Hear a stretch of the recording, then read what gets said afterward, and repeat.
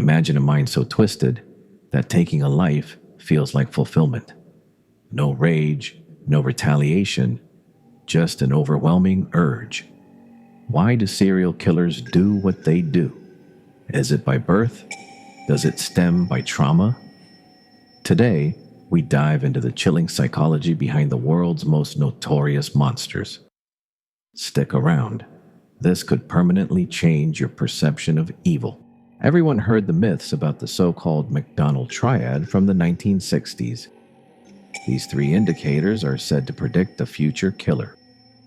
But modern research reveals that these behaviors often stem from severe childhood abuse or stress, not direct predictors of murder. They say monsters are born in the dark long before their first crime. A shocking number of serial killers grow up surrounded by fear, psychological abuse, beatings, even the kind of trauma no child should survive. Trauma rewires the brain, killing empathy, feeding rage. But here's the twist. Millions of abused kids never hurt anyone. So what flips the switch in the few who do? The most consistent trait isn't trauma, it's psychopathy. These killers don't see people as people, they see objects. Something to dominate, control, and discard. Brain scans even show it. The regions responsible for emotion and impulse control are quieter than normal, and that silence creates something dangerous. The FBI eventually grouped their motives, not to explain them, but to understand how they justify what they do. Some believe they're chosen. Some think they're cleansing society. But most fall into two categories: pleasure and control. Because in that moment when someone is completely helpless, they don't feel broken anymore. Once they start, they almost never stop. Every kill reinforces the fantasy, the rush of power, the absence of consequences. What investigators call a cooling off period isn't remorse, it's preparation.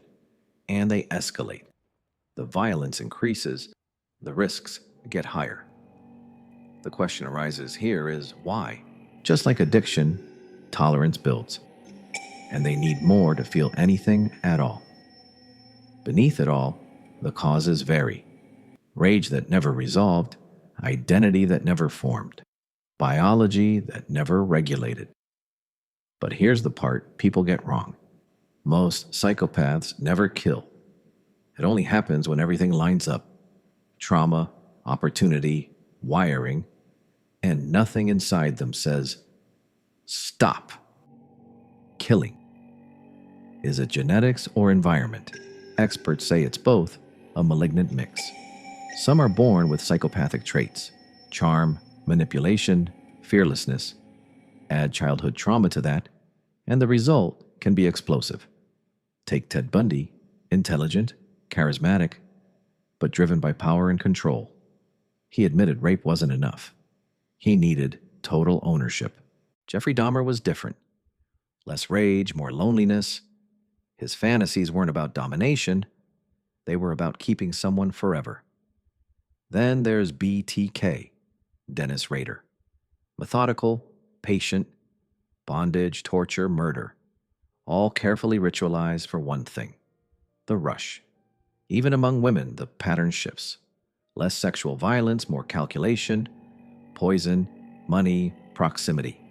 No single profile fits. Some are organized, others are chaos. But the pattern underneath never changes. A fantasy forms, and eventually, imagination isn't enough. The mind of a killer isn't simple evil.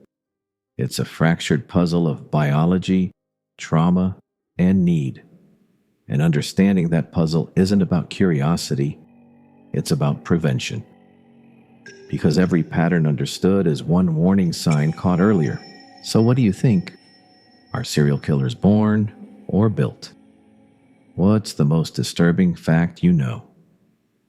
If this chilled you, you know what to do. Subscribe for deeper dives into the psychology behind true crime. And remember, monsters don't look like monsters. Stay safe.